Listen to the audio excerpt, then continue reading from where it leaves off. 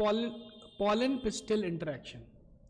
Pollination does not guarantee the transfer of the right type of pollen, that is the compatible pollen of the same species as the stigma. तो क्या करता है pollination? It does not guarantee the transfer of the right type of pollen. सही type का pollen जो है जाकर के गिरेगा स्टिग्मा पे, ये गारंटी है क्या? नहीं है। मैंगो के फ्लावर का के ऊपर जो स्टिग्मा है उस पर मैंगो का ही पॉलन गिरे, ये तो जरूरी नहीं है ना, दूसरे का भी पॉलन गिर सकता है। ठीक है, तो पॉलिनेशन डज नॉट गारंटी, इससे गारंटी नहीं होता कि भैया राइट टाइप ही पॉलन गिरेगा। ठीक है, often pollen of the wrong type, either from other species or from the same plant, if it is self incompatible, also land on the stigma. The pistil has the ability to recognize the pollen whether it is of the right type or it is of the wrong type. तो वो germinate नहीं कर पाता है। ठीक है ना, जैसे कि मैंगो प्लांट पे मानिए कि पपाया प्लांट का जो है पॉलन ग्रेन गिरा तो वो जर्मिनेट ही नहीं कर पाएगा। इसका मतलब कि मैंगो का जो स्टिग्मा है उसको दिमाग है ना, वो देख पा रहा है ना कि ये जो पॉलन ग्रेन आया ये मैंगो वाला नहीं है भैया, ये कौन वाला है? पपाया वाला है। क्लियर है क्या? तो it has the ability to recognise the pollen, वो पॉलन को पहचान सकते हैं whether it is of the right type or of the wrong type. If it is of the right type, the pistil accepts the pollen and promotes post-pollination events that leads to fertilization. अगर right type है तो pistil क्या करेगा? pollen को accept करेगा और promote करेगा post pollination event. post pollination event क्या हो गया? pollination के बाद कौन सा event है? pollen tube निकलना, तो ये pollen tube तब फिर निकलने लगेगा। If the pollen is of the wrong type, the pistil rejects the pollen by preventing pollen germination in the stigma or the pollen tube growth in the style. अगर wrong type का है तो क्या करेगा? pistil pollen को reject कर देगा। Clear है क्या? सही टाइप है, सही टाइप है तो क्या करेगा? ये pollen tube बढ़ने लगेगा। वही अगर गलत टाइप है तो उसको रिजेक्ट कर देगा, उसका pollen tube दिख रहा है बढ़ते हुए, नहीं दिख रहा है। The ability of the pistil to recognize the pollen followed by its acceptance or rejection is the result of a continuous dialogue between the pollen grain and the pistil. तो ये जो pollen grain है और ये जो pistil है, इन दोनों के बीच में वार्तालाप चल रहा है। pistil बोलता है कि भैया तुम क्या मेरे ही स्पीसीज के pollen हो? pollen बोलता है नहीं, तो pistil बोलता है टाटा बाय बाय निकली, आपका यहाँ पे जर्मिनेशन नहीं होगा। क्लियर है क्या? अच्छा, फिर बोलता है कि अच्छा क्या आप मेरे ही प्लांट के हैं? तो बोलता है हाँ। बोलेगा नहीं, हम जो है सेल्फ इनकम्पैटिबल है स्टिग्मा, हमसे भी नहीं, चलिए निकलिए। समझ में आ रहा है? फिर पूछा कि भैया है ना, अच्छा आप कहाँ से हैं? तो बोला कि हम दूसरे प्लांट से हैं लेकिन वो प्लांट आप ही के स्पीसीज का है। तब फिर पिस्टिल बोलेगा अच्छा ठीक है चलिए जर्मिनेट कीजिए। क्लियर है क्या? तो ये है pollen pistil interaction. This dialogue is mediated. अब ये लोग कैसे बात करता है? तो ये लोग जो है जबान से बात नहीं करता है, ये लोग केमिकल रिलीज करके बात करता है। ठीक है, this dialogue is mediated by the chemical components of the pollen interacting with those of the pistil. Clear है क्या? It is only in recent years that the botanists have been able to identify some of the pollen pistil components and interactions leading to the recognition followed by acceptance और rejection. ठीक है, तो recently years में हम लोग जो है research के द्वारा ये समझ पाए कि भैया ऐसा ऐसा चीजें हो रही हैं। क्लियर है क्या? As mention earlier, following incompatible pollination the pollen grain germinates on the stigma to produce a pollen tube through one of the germ pores. अब देखिए यहाँ पे जो है भैया पॉलन ट्यूब निकल गया है, इसका दिख रहा है क्या कितना बड़ा निकला है पॉलन ट्यूब, और ये यहाँ पे आकर के फर्टिलाइज करेगा। ठीक है, figure 2.12 A pollen grains germinating on stigma, दिख रहा है क्या?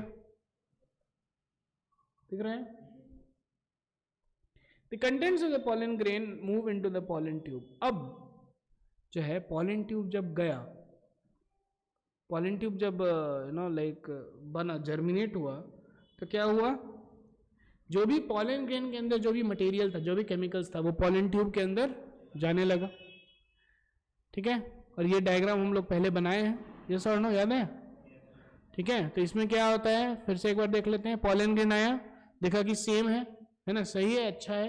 स्टिग्मा भी देखा कि हाँ भैया अपना ही वाला है, जर्मिनेट करने लगा, जर्मिनेट करने लगा तो दो इसके पास न्यूक्लियस है, जनरेटिव और पॉलन ट्यूब न्यूक्लियस। अब ये पॉलन ट्यूब न्यूक्लियस आगे आगे है, ये वाला काला वाला, और जो जनरेटिव है वो दो कर लिया स्पर्म, ठीक है, मिटोसिस करके दो कर लिया।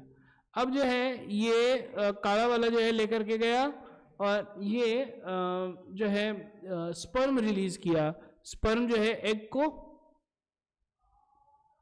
फर्टिलाइज किया, जाइगोट बना दिया, और जो है यहाँ पे दो था ना स्पर्म न्यूक्लियस, एक जो है इसको फर्टिलाइज किया, दूसरा वाला जो है ये बीच वाले को फर्टिलाइज किया। क्लियर है क्या? ठीक है। अब उसके बाद फिर क्या होगा, उसके बाद फिर बाकी सब डीजनरेट हो जाएगा, ओवरी जो है वो बन जाएगा सीड, ओवरी वॉल जो है ये ओव्यूल जो है बन जाएगा सीड, ओवरी वॉल जो है क्या बन जाएगा, फ्रूट बन जाएगा, बन गया सीड और फ्रूट हो गया। चलिए आगे बढ़ते, ठीक है।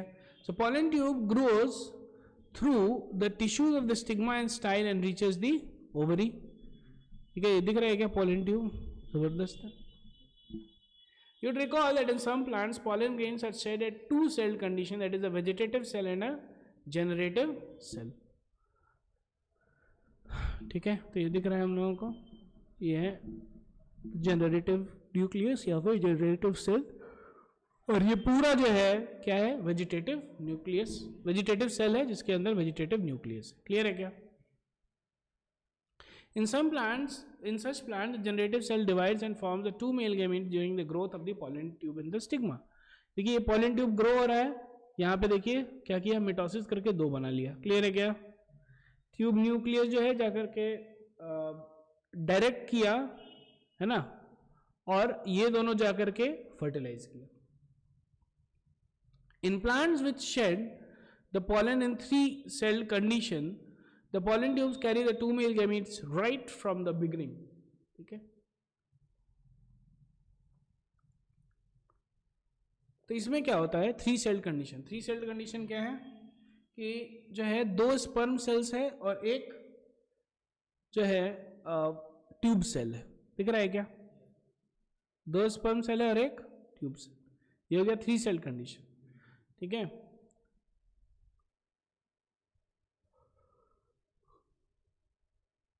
दिख रहा है यहाँ पे थ्री सेल कंडीशन। ठीक है, pollen tube after reaching the ovary enters the ovule through the micropyle and then enters one of the synergids through the filiform apparatus.